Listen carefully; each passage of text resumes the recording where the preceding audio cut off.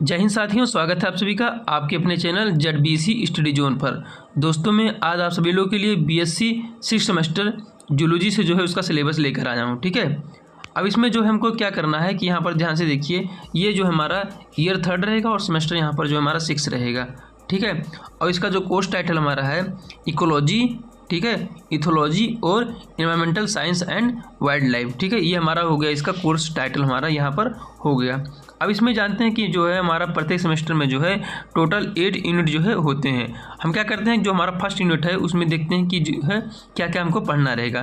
तो ध्यान से बिल्कुल देखिए क्या हम यहाँ पर जो हमको पढ़ना रहेगा। तो यूनिट नंबर फर्स्ट में हमको जो है यहाँ पर दिया गया है इंट्रोडक्शन टू इकोलॉजी। ठीक है, इकोलॉजी का जो है इंट्रोडक्शन। अब इसके अंतर्गत जो हमको क्या पढ़ना रहेगा वो देखिए ध्यान से क्या पढ़ना रहेगा। लेवल ऑफ ऑर्गेनाइजेशन, ठीक है, मतलब ऑर्गेनाइजेशन किस प्रकार होता है उसको देखना। उसके बाद देखना हमको लॉ ऑफ लिमिटिंग फैक्टर और स्टडी ऑफ फिजिकल फैक्टर। ठीक है, इसको हमको जो यहाँ पर पढ़ना रहेगा। ये हमको यूनिट नंबर फर्स्ट में पढ़ना रहेगा। अब यूनिट नंबर सेकंड में हमको क्या पढ़ना है वो देखिए ध्यान से क्या है।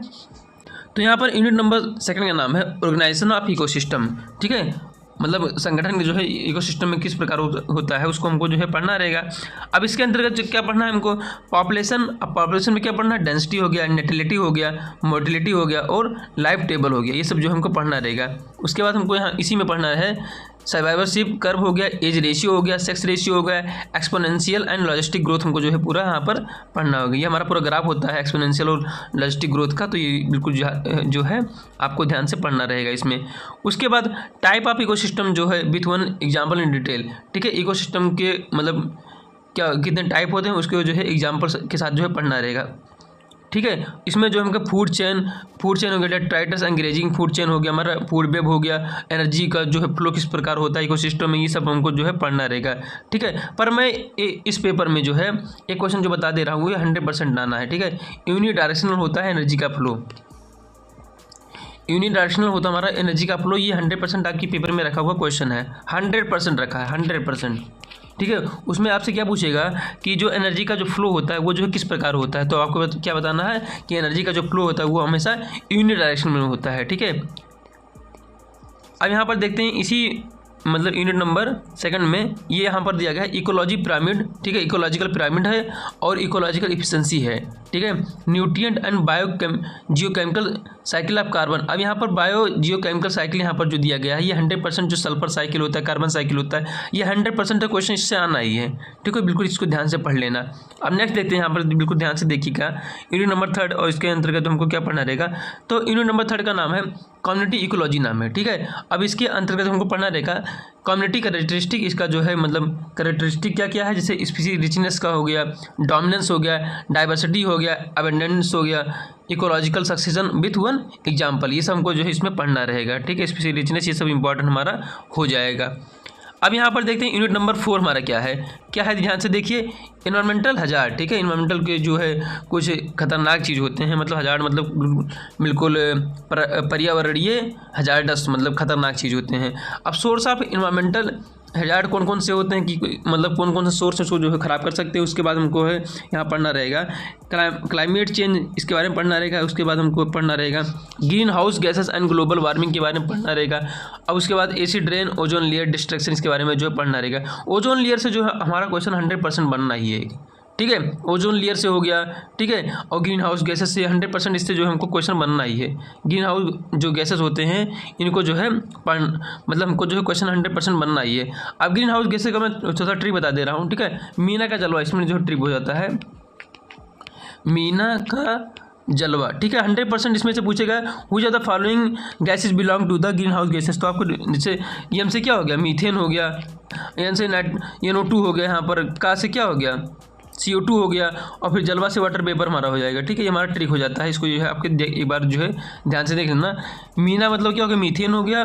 ठीक है, ना मतलब क्या हो गया, CO2, ना मतलब क्या हो गया, NO2 नाइट्रोजन ऑक्साइड हो गया, फिर हमारा क्या हो गया CO2 हो गया, का मतलब क्या हो गया CO2, और जलवा मतलब हमारा वाटर वेपर हो जाएगा। ठीक है, ऐसा कुछ हमारा ट्रिक इसमें जो हो जाएगा।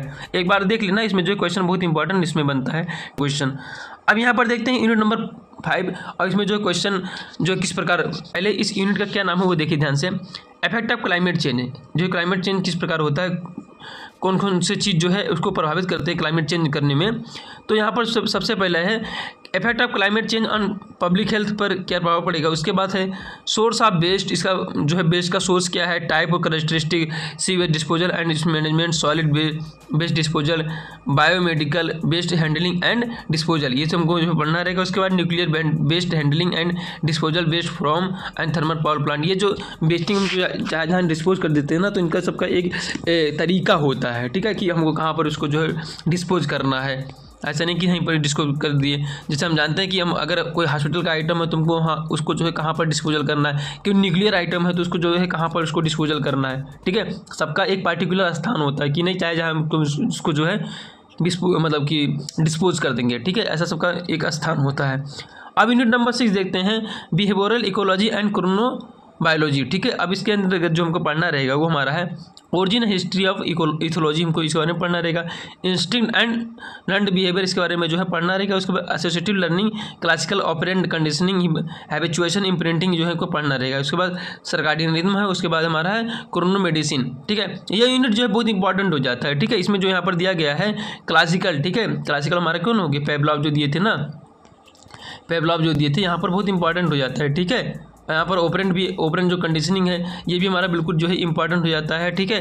पूछ लेगा कि इसको जो है कौन दिया था, ये 100% क्वेश्चन पूछना है उसको। अब देखते हैं यूनिट नंबर 7 क्या है, बिल्कुल ध्यान से देखिएगा। यूनिट नंबर 7 क्या है, इंट्रोडक्शन टू वाइल्ड लाइफ, ठीक है। अब वाइल्ड लाइफ का जो इंट्रोडक्शन आपको एक प्रकार कराना है, उसका जो परिचय कराना है, ठीक है। अब देखिए ध्यान से क्या है इसमें, वैल्यू ऑफ वाइल्ड लाइफ का जो वैल्यू क्या है, पॉजिटिव नेगेटिव हमको जो है दोनों बताना रहेगा। उसके बाद कंजर्वेशन इथिक्स क्या होते हैं, उसके जो मायने क्या रखते हैं। उसके बाद इंपॉर्टेंस ऑफ कंजर्वेशन, ठीक है, कंजर्वेशन मतलब इंपॉर्टेंस क्या संरक्षण का। उसके बाद हमारा काजल ऑफ डिप्लेशन किस वजह से होता है, मतलब क्षय किस प्रकार होता है, मतलब खत्म किस प्रकार हो रहे हैं। वर्ड कंजर्वेशन स्ट्रेटजी, उसका जो है रणनीति क्या है, मतलब जो कंजर्वेशन का है वर्ड में। उसके बाद यूनिट नंबर यहाँ पर देखते हैं यूनिट 8, और इसमें देखते हैं कौन कौन सा हमको पढ़ना रहेगा। तो इस यूनिट का नाम है प्रोटेक्टेड एरिया, ठीक है। अब प्रोटेक्टेड एरिया जो क्या क्या हो सकते हैं, किसी भी मतलब कि जंतु को बचाने के लिए, तो नेशनल पार्क हो सकता है, सेंचुरी हो सकता है, कम्युनिटी रिजर्व हो सकता है। फिर हमारा important feature of protected area in India, मतलब जो प्रोटेक्टेड एरिया उनको कुछ इंपॉर्टेंट यहाँ पर फीचर दिया गया है। उसके बाद टाइगर, उसके बाद हमारे यहाँ पर दिया गया है टाइगर कंजर्वेशन, यहाँ पर दिया गया है। फिर टाइगर रिजर्व इन इंडिया, ठीक है, कौन कौन सा टाइगर रिजर्व इंडिया में जो है। उसके बाद management challenge in tiger reserve, ठीक है, कौन कौन से मतलब कि कौन कौन से चैलेंजेस जो है फेस करने पड़ते हैं हमको जो है टाइगर मैनेजमेंट में, ठीक है। ये सब हमको यहाँ पर जो है दिया गया है। तो क्या करना है आपको जो है, इसको प्रत्येक मतलब जो भी यूनिट दिया गया है एक एक को जो है खूब अच्छे से इसमें जो है आपको पढ़ना रहेगा। अगर आपको जो है किसी भी इसमें टॉपिक में दिक्कत आ रहा है तो क्या करना कि कमेंट बॉक्स जो है आपके लिए हमेशा खुला रहता है, ठीक है। चाहे जब आप कमेंट कर देंगे तो मैं इस कमेंट को जो है हमेशा जो क्या करता हूँ, रिप्लाई ज़रूर देता हूँ, ठीक है। अगर वो लगता है कि हमको रिप्लाई इसका देना चाहिए तो 100% उसका जो रिप्लाई देता हूँ, ठीक है। अगर MCQ फॉर्म में अगर क्वेश्चन चाहिए तो क्या करना कि कमेंट कर देना, तो मैं बिल्कुल जो है आपको प्रोवाइड कर दूँगा, ठीक है। मैं जो मेनली यूनिवर्सिटी है उसके लिए पढ़ाता हूँ वो हमारा सिद्धार्थ यूनिवर्सिटी। तो इसमें हम जानते हैं जितने भी हमारे इवन सेमेस्टर होते हैं उसमें जो है MCQ टाइप में जो है क्वेश्चन पूछते हैं। ये MCQ टाइप में जो क्वेश्चन पूछते हैं तो मैं उसी के हिसाब से कराता हूँ, ठीक है। बल्कि अगर कोई और किसी अलग यूनिवर्सिटी से अगर वो चाहता है कि जो है हमको अगर थ्योरेटिकल चाहिए तो क्या कर देगा, कमेंट कर देगा, तो मैं 100% थ्योरी उसको प्रोवाइड कर दूँगा, ठीक है। मैं चाहे इस पर प्रोवाइड कर दूँ, चाहे उसको हैंड रिटन जो है नोट्स उसको जो है अपने चैनल पर अपलोड कर दूंगा, तो वहाँ से वो देख सकता है, ठीक है। काफ़ी अच्छा नोट्स मेरे पास उपलब्ध है, तो आप कहेंगे तो मैं आपको जो है प्रोवाइड कर दूंगा, ठीक है। तो मिलते हैं किसी नेक्स्ट वीडियो में किसी और टॉपिक के साथ। That's all.